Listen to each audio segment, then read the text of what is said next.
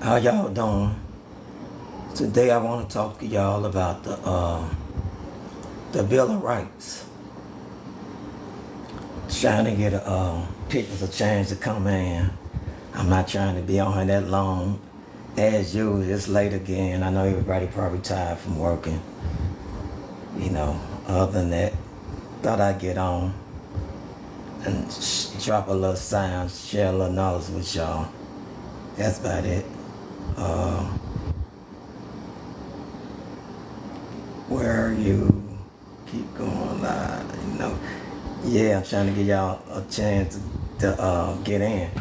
Cause I don't never be I don't know how they be doing this stuff like warning people in advance before they go live or whatever the case is. But like I said, anyway, I want to talk to y'all about the Bill of Rights, but I kind of want to brief on when I went live yesterday. I was telling y'all about the HJR 182, right? About the House Joint Resolution is when they suspended gold and they removed the only means of money, right? And then I asked y'all if everything was bagged by gold and silver, and that was the only mean of money when it came to the United States. I was asking y'all then, how can you owe a debt? How can you pay a debt? Like I told you, you only can discharge a debt. But the point is, even though you can only discharge a debt because ain't no money. But nobody never still answers the question. So if it ain't no money, how can you owe or pay a debt? What I mean by that, let me give you an example. How can a financial institution known to some of us as the bank, right? How can the bank give you a loan, right? Any loan, from a house, car, property, business, any loan. How can a house give you a loan if it ain't no money? That's the question. The second question is, how can you pay a loan from a bank if it ain't no money? And the third question is, how can you owe the loan from a bank if it ain't no money? Them just questions I wanted to know. I decided to ask y'all, see what y'all's, come up with or whatever. But at the same time, okay, I'm going to say this real close. I'm trying to get the people's chance to get in here, as I always say, because I don't want to say too much. But I'm finna drop some signs on y'all when it comes to these negotiable instruments, what y'all call money, loans, dollars, Federal Reserve notes, or whatever the case is. And I know the answer is what I'm asking y'all, but I'm not gonna tell y'all because I don't wanna say too much, right? I don't wanna put myself in an uncompromised position. I'm just trying to keep y'all minds sharp, right? But y'all understand y'all self. You know what I'm saying? That's basically what I'm trying to do. And with that said, I want y'all to think about what I'm finna say real close. If, according to the HJR 192, right, in 1933, if they suspended gold, which is the only form of money, gold and silver from United States currency, right? How can it be money, right? How can you owe a debt? How can it be a debt? That's why they got it, like I said before, you can only discharge a debt. With that said, then, I want any of you to tell me, especially those of you who have house, business, or cars that y'all paying mortgages on, or y'all paying notes, or whatever the case is. But y'all listen to what I'm saying. How can you owe on a mortgage or a car note if it ain't no money? I want y'all to listen close. This is gonna make y'all think.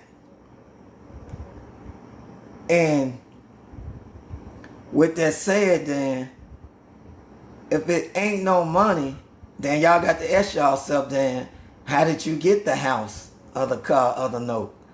So I know y'all automated thinking that it had to be some kind of money or whatever in order for y'all to hold these things in y'all possessions or whatever. Not really. Because you still borrowing, right? You still just playing, I owe you. Just a promissory note. You just still passing down the debt, passing around the note. That's basically what it is. So, what I'm really trying to tell y'all, so let me give you an example. If you got a house for $300,000, right? Or you've been approved by the bank to get property up to $300,000, right? And if you found some property to get property up to $300,000, right? And if you found some property for $250,000, right? And you end up getting the property, whatever the case is, right? I'm telling y'all the clues is what I'm asking y'all. How can you owe the bank for that loan that they approve you for that car, that house, if it ain't no money? Everybody should want to know this, because I'm telling y'all this, so this should give y'all an idea how y'all can get out of the debt at the same time. Because, see, it's a reason why they call, when you get a house note or car note, stuff like that, it's a reason why they call special house notes, they call that a death grip. The reason why they call them a death grip, because it's like it's a 1022. It's like you can't win from losing. It's like 2% of people manage to charge it off, right? Without it being repossessed or volunteer surrender, right? So the bottom line is this. Anybody that don't have the deeds to that property, right? The title to that vehicle, they leasing it, right? So they not own it. So it's in the contract. If you read the contract, it really tell you who the owner is. You know what I mean? You really volunteer. Keep in mind, nothing be done without your consent. You volunteer to lease the property on behalf of the I would say the grantor, the people who you contracting with. So if that's the bank, that's what you're doing. But the question is, because I ain't really, come in to stay on this subject. I just want to keep y'all in mind, y'all. The question is, I want y'all to ask yourself this, and I'm going to let y'all figure it out. Did or did not the bank ever give y'all the money to get this house or get this car? And if they never gave y'all the money, now I already told y'all ain't no money. Money don't exist, right? Well, how can you owe for it? I'm going to let y'all figure it all out, because I can only say so much, right? Without putting myself over the line. But with that said, let me get back to the reason why I came live. I came live to speak on the Bill of Rights, right? The Bill of Rights is supposed to be found in the, in the Constitution, right?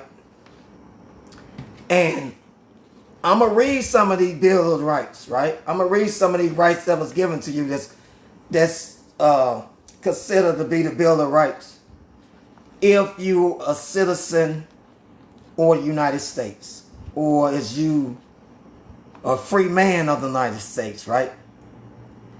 I'm going to read you, the basis of the Bill of Rights and what they're about. And I want y'all to tell me, do y'all have these rights or not? Okay, I'm going to read the First Amendment, Amendment number 1 of the Bill of Rights. Congress should make no law respecting and establishment of religions, or prohibit the freedom exercise thereof, or abriding the freedom of speech, or the press, or the rights of the people's peaceful to assemble, and or to petition the government for a readiness agreements. Now, them just some of the rights I'm reading on the Bill of Rights, right?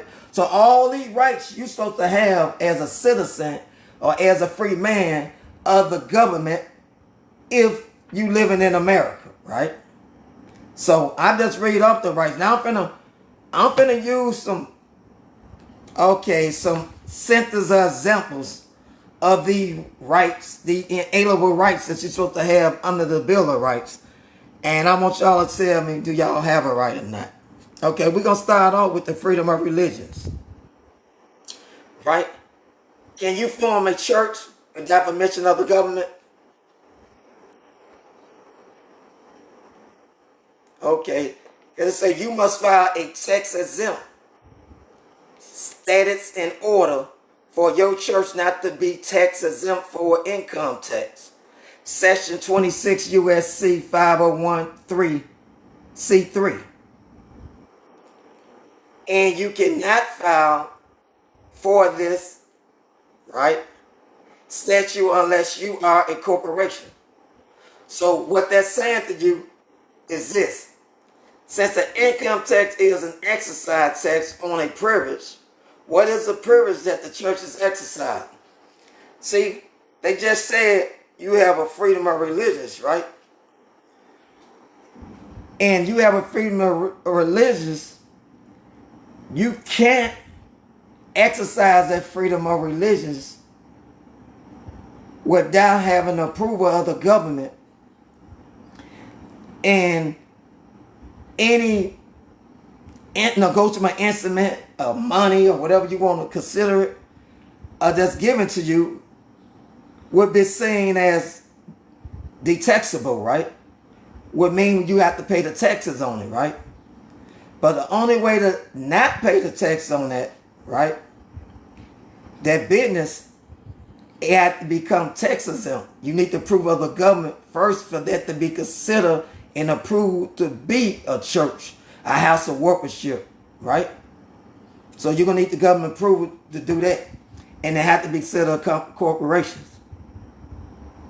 Other than that, there go your freedom of religions, right? So I'm gonna go to another Bill of Rights, and I want to tell y'all: is that a right? Is that, do you have that freedom or not, or is it a right, or is you as free or not? Okay, the right to keep and bear arms. Can you go out and buy a gun without getting permission from the government or state, without getting the requirement background check, without getting a license for it in any state? According to the Bill of Rights, you get all these rights. Well, can you go purchase any type of weapon, right, without the approval of the government, right, and then running a background check on you, or without having a license? I'm going to go on. Okay. See, I just read you number 1. That was number 2. Now, here goes number 3. Okay, right to travel freely. Can you drive to the grocery store or to your parents' home without permission from the government in the form of a driving license? If you have this Bill of Rights, according to the Bill of Rights, can you drive a car without a license? No matter where you're going. I mean, it's obvious you can drive. You get what I mean? You know, but it's consequences, right?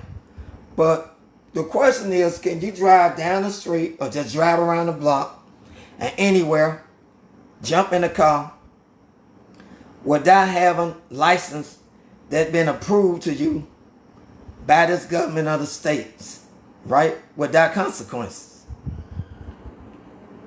So that all these, what I'm asking y'all, are yes or no questions. Because according to the Bill of Rights, you're supposed to be able to do all these things. Because you have a right to. Okay, I'm continuing. Okay, okay, right to be secured in a person, right? Against unreasonable search and procedure. Do you have that right? That they're asking you, do you have a right to be private, right? And for anybody to invade your private space in your capacity without your consent and approval, to search you without your consent and approval, or without the approval of a judge, which they call a warrant. Okay. Because the last time I went to the airport to meet some friends, travel myself, right?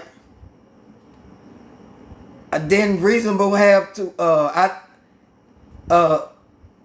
it was unreasonable to me that I had to go through a body search if I was a criminal and I ain't guilty until proven innocent. In other words, it's like they pat you down and search you and all that stuff, right? And if they found something on you, they lock you up or whatever, right? But you're not a criminal, so what rights would they have to be searching you? If you got the Fourth Amendment rights, right? The right for privacy, right? So think about that. Then the right to be married. For those of you who are married, do you have the right to be married? The right to be married. If you find a person of your dreams as a person that you find that you love, can you marry them without a license? Can a minister perform a ceremony without a license? And will you be legally married if you do? Oh, according to the Bill of Rights, you should, right? And the other one is the right to own property, right? Okay, the right to own property. Can you build additional house without permission from the county? Other words, if you have properties, right? Whether it's a house or whatever, and you want to add addition to that house, like an add-on or a little shed or whatever, can you do that without the approval of the city or the state or the government? These just the answer questions for you. I already know the answer. If you own a $200,000 home and it was free, you had the deed and the title, and you lost your job and you behind taxes for $2,000, you don't have the money to pay your taxes, right? Can they repossess your house and resell it to somebody else for the $2,000 property tax that you didn't discharge? You wasn't able to discharge. So these are questions, right? To get straight to the point, right?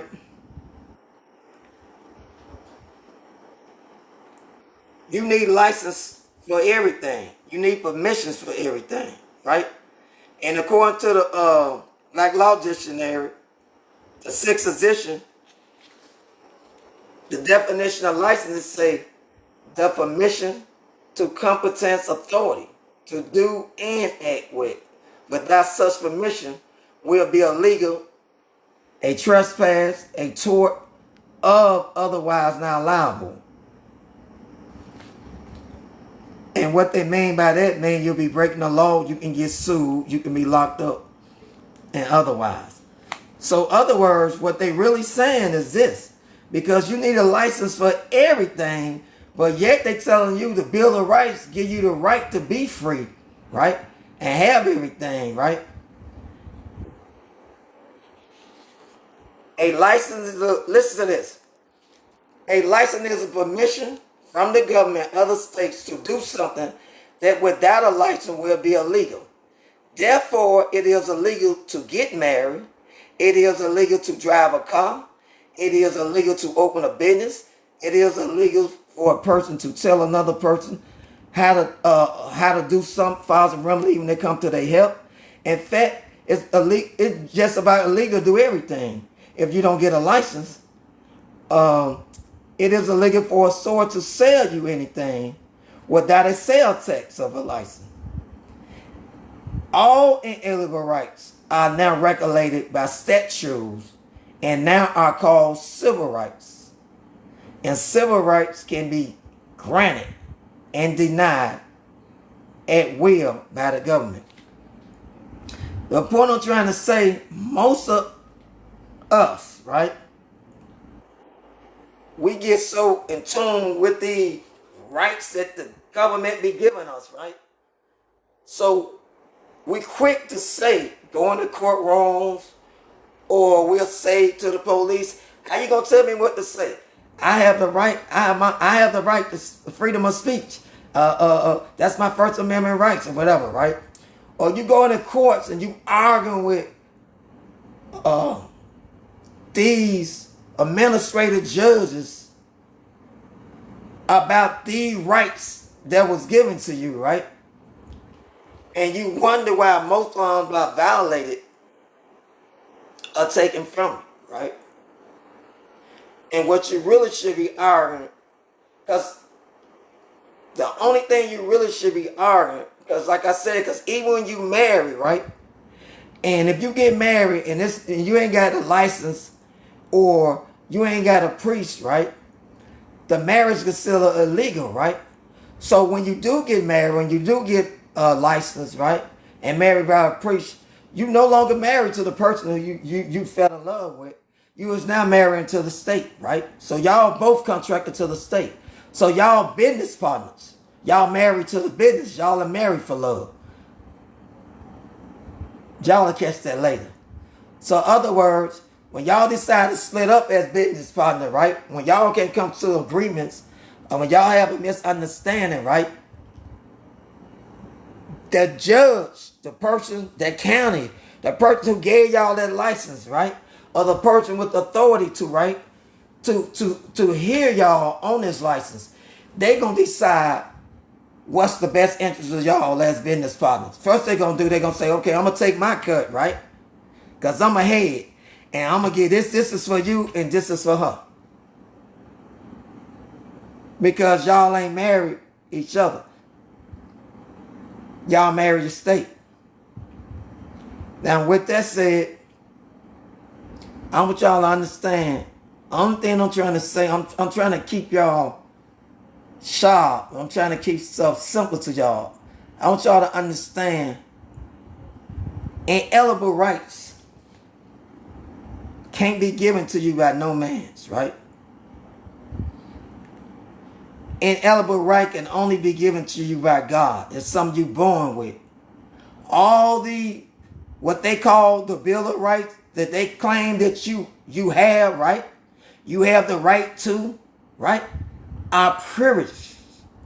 They took the rights that you was born with and was given to you by the Creator, God, right? And they replaced them with privileges that they call rights, right? And but you not being having an understanding and realize it, so you argue these privileges. You go on there talking about a right, and then you wonder why you always coming out as a loser, why you always being denied, right? Why you always coming out on the back end. Because when you go in there arguing to them about a privilege that you thinking a right, only thing you doing is asking them, can I have this? Can I do this? And they just say no. And the only reason they say no because you asking them and you giving them consent to say no. Right? But a right, like I said, is something you born with. It's God given. That's the only inalienable right you have. No man can take it and no man can give it to you.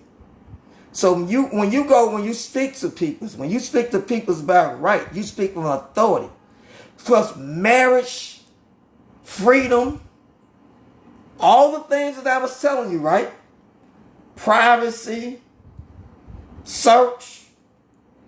All these things was given to you by God and was ordained by God. And can't no man take that from you, for has no man given it to you. That's the only thing that you have to stand on. And when you start giving that up, and once you give that up, you're going to always end up in the situation that you in. Most of us. And wonder why we're in the situation we're in. And how we get in the situation we're in. And how we get out the situation we're in. And I'm telling you, there's nothing that they can do to you. Nothing. I mean, absolutely nothing. When it comes to this government and any other government, but I'm just speaking on United States government, right? Since I'm a free man. For this government I definitely know of and I know about, right? There's nothing that they can do to you without your consent. They can't even lock you up without your consent. I know you're going to be like, you got to be crazy. Many times I probably went to jail. Trust me. They need your consent to even lock you up. There's nothing that this government can do without your consent. You just got to listen to what I be telling you. What they call rights that they giving you and you think you have are privileges. They statutes, they codes, right? That you consent to by giving up your rights. So once you do that, you lock yourself up. You agree to whatever they do to you. You consent to whatever they do to you. No matter how right or how wrong. How good or how bad, right? So what you need to do, learn their rules, right? Learn their statute, right? But know who you is. If you know who you is, right? And you know the basis rules, the fundamental rules, right? The edible rules given value, right? And then you can beat them playing their own game because it's just a game. You can always be ahead of them. Remember I told you before, it's always about wordings. So they use different words to make you think what you saying or what they saying is what you understand and what you think they saying, but it's not. Let me give you an example. If you was in court, right, and they was reading out some charges, no matter what the charges was, it don't matter. It can be a federal, a misdemeanor, it can deal with tickets, it can deal with anything, drugs or whatever. First thing the judge gonna say to you, this is the first thing they're gonna say. So remember this. This alone can help you beat them at their own game and, beat a lot of their charges and stuff, right? The judge, once they get to reading all this stuff out, and judge gonna be saying all this, and the judge gonna say, for instance, let's say like, I'm gonna use me as an example again. Let's say like, I go to court, and they supposed to, let's say, caught me with a bag of weed or something, right? And they get to naming out the statute that I supposed to violate it, how much time I'm facing, and they call themselves looking back since I have a background and bringing all that up, all this his stuff or whatever, right? And then first thing the judge gonna say is, so Mr. West, so how do you plead? Guilty or not guilty? The answer would be, most people would say not guilty. But what I would say, and what I do say, I would say, Your Honor, for the record, I don't plead either. Guilty or not guilty. In fact, Your Honor, for the record, I weigh the benefit. What that means is what I'm saying is this. Because you plead not guilty, you consent to whatever they accuse you of, and you give them jurisdiction over your person to proceed, right? And if you plead guilty, right, you actually doing the same thing, right? Because the reason why I say I don't plead any, right? So it's a trick. Because I say I weigh the benefit because there's nothing that the court has to offer you. The reason why I say I weigh the benefit, I don't plead either guilty or not guilty, because there's nothing that the court has to offer you that's in your favor. So what I'm actually saying to you, no, Your Honor, thank you for the offer, but whatever it is, you can keep it. I don't want it. I don't need it. Give it to the next person. Because it's all words, see.